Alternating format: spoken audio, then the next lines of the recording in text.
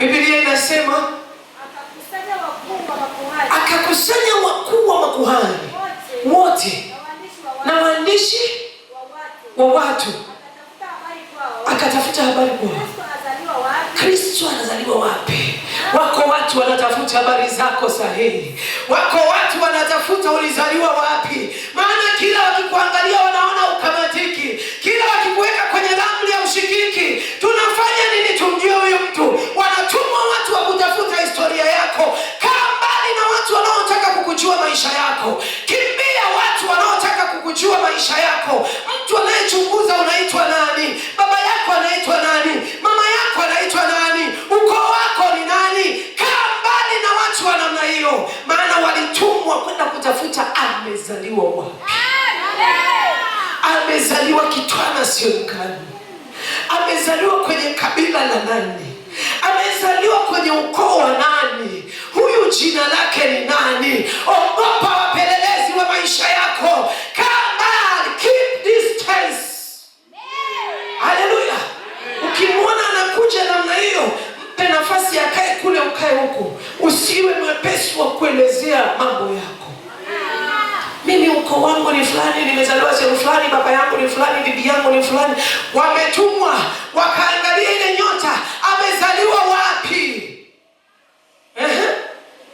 Biblia inasema nao wakamwambia katika Bethlehemu ya Uyahudi, kwa maana ndivyo ilivyoandikwa na manabii. Chapia Yesu makofi. Chapia Yesu makofi. Unajua kosa lako ni lipi?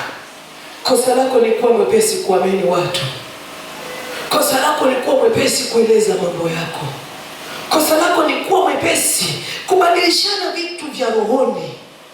Walitumwa kina mama jusi wadadisi ni wapi mtoto amezaliwa. Lakini unafikiri kwenye kijiji kile alizaliwa mtoto mmoja? Mbona kijiji kile walizaliwa watoto wengi? Kijiji kile kulikuwa kuna watoto wengi.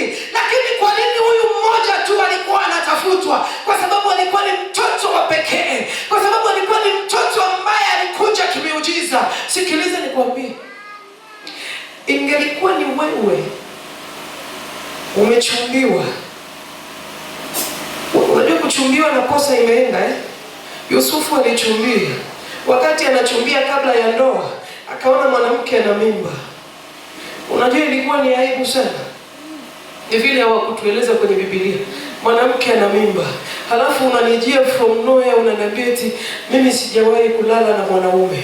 Ni kitu ambacho kiingia akilini. Unanielewa mtoto wa lango la ushindi? Lakini Yusufu naye akapiga cheko akaona huyu bibi harusi ameniaibisha.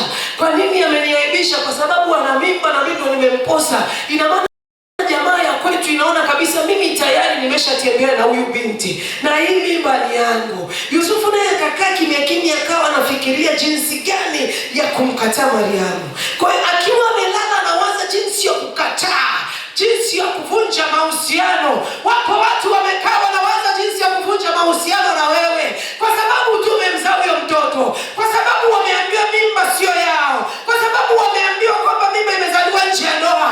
Nataka nikwambie namna hii, yupo Mungu anayekujua. Yule binti hakuwa ametembea na mwanaume. Inanifikirisha sana jinsi alivyoenda kukutana na Yusufu. Aliongea statement gani? Nani anaweza kuelewa kwenye ulimwengu wa sasa? Pale hawajatueleza, lakini kulikuwa kuna mdahalo uliendelea kwamba wewe utaniambia kwa nini umenichiti? Kwa nini umechepuka? Binti analia anasema mimi sijawahi na wala simjui mwanaume. Ni nani wa sasa unaweza ukamweleza akakuelewa?